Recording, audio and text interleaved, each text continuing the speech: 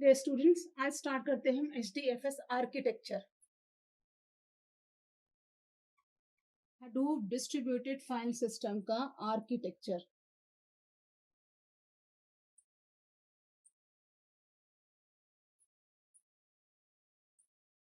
Hadoop distributed file system का architecture because it's a primary distributed storage system. HDFS architectures यानी Hadoop distributed file system को basically हमने नाम दिया हुआ है वैसे master and slave. Master slave इसलिए क्योंकि इसको 4 पार्ट्स में डिवाइड किया गया है। पहला पार्ट आता है इसका HDFS क्लाइंट। जो फर्स्ट पार्ट है that is your HDFS client. दूसरा पार्ट आता है इसका नेम नोड।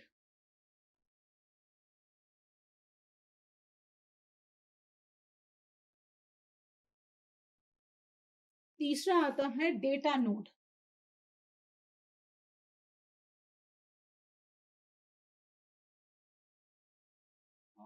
चौथा जो फोर्थ पार्ट है आपका वो आता है सेकेंडरी नेम नोड।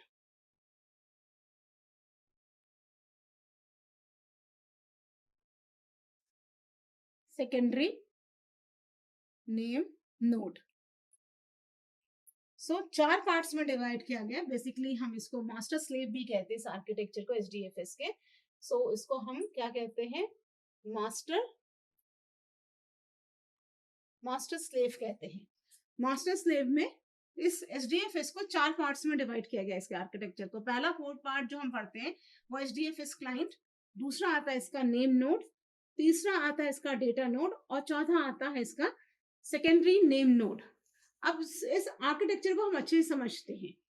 आप जैसा आप देख रहे हैं जो क्लाइंट है, first part is your client. Client बहुत सारे उसमें डिवाइडेड होता है, ठीक है। क्लाइंट जो डायरेक्टली इंटरैक्ट किससे कर रहा है, नेम नोड से। नेम नोड जो क्लाइंट का काम है वो ऑर्डर करना, उसको देना, मींस लाइक उसको प्रोग्रामिंग करना या उसका एप्लीकेशन का फुलफिल करना। सो क्लाइंट जो इंटरैक्ट करता है अपने नेम नोड से, नेम नोड से थ्रू, क्योंकि नेम नोड जो है वो है मास्टर। मास्टर का काम होता है कि मेटा डेटा को ऑप्ट करके रखना या मेटा डेटा का काम करना, जिसमें हम इसके मेटा डेटा में स्टोर होता है इसका नेम, रिप्लिकेशंस और ये जो डेटा नोड है। Because client master name node के साथ में ये इंटरैक्ट किससे कर रहा है, साथ ही साथ डेटा नोड से। डेटा नोड से किस चीज के लिए, रीडर राइट के लिए। नेम नोड से इंटरैक्ट करता है मास्टर्स के लिए और data node, client data node से करता है रीड एंड राइट के लिए। नेम नोड है मास्टर, क्योंकि मास्टर स्लेव हम कह रहे हैं तो name node is your master. जो मास्टर है वो ऑप्ट करके रखना अपने meta data and that meta data which is based on blocks. So ये जो हमारा डेटा नोड्स है वो ब्लॉक्स में होता है और इसको हम कहते हैं स्लेव। स्लेव क्योंकि जो डेटा नोड्स होते हैं वो ब्लॉक्स में होते हैं और जो ब्लॉक का एक साइज होता है। तो आप देख रहे हैं जो इंटरेक्शन हो रहा है दोनों मास्टर का स्लेव का, विच इज रेप्लिकेशंस, 2 रैक्स में डिवाइड किया गया है here. Because not only 2 racks, मतलब सिर्फ 2 रैक्स नहीं, क्योंकि बहुत सारे डेटा नोड्स में डिवाइड होता है। Master which is content a single part जहां पे डेटा मेटा डेटा होगा। Data node has divided into so many blocks, बहुत सारे ब्लॉक्स में डेटा नोड्स को डिवाइड करके रखते हैं।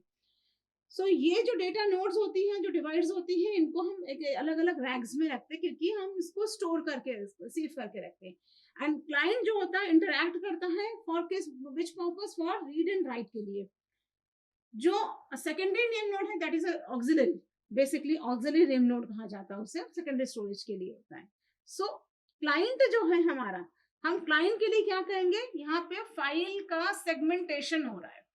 फाइल सेगमेंटेशन मतलब जब हम फाइल अपलोड कर रहे हैं या क्लाइंट्स जो है वो डिवाइड करता है उस फाइल को बहुत सारे मल्टीपल ब्लॉक्स में और स्टोर करके रखता है। मल्टीपल ब्लॉक्स में स्टोर करने, डेटा नोड्स के साथ जाना। जो इंटरैक्ट करता है कि नेम नोड के साथ और उसकी लोकेशन, वहां पे जो फाइल की लोकेशन रहती है, क्योंकि नेम नोड स्टोर करता है मेटा डेटा के साथ।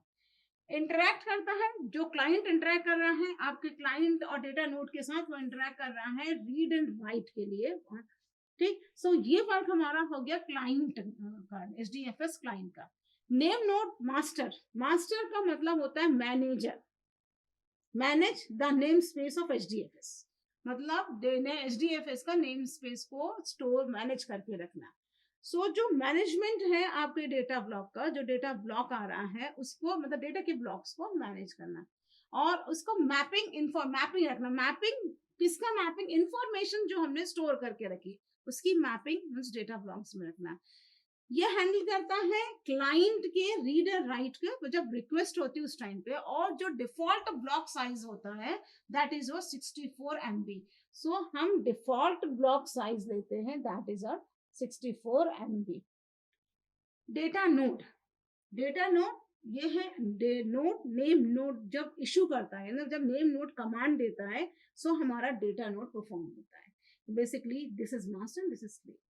एंड एक्चुअली जो ऑपरेशन करता है वो हमारा करता है डेटा को स्टोर करना, रखना, डेटा को ब्लॉक में देना। एंड ये जो डेटा नोड परफॉर्म किया है रीड एंड राइट ऑपरेशन के साथ। So that is our data node.